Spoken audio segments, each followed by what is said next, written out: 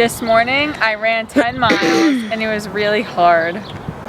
I woke up at 7:15 and had 2 rice cakes with peanut butter and banana. The run was really good and I hit all my paces. After running, I did a 30-minute strength workout.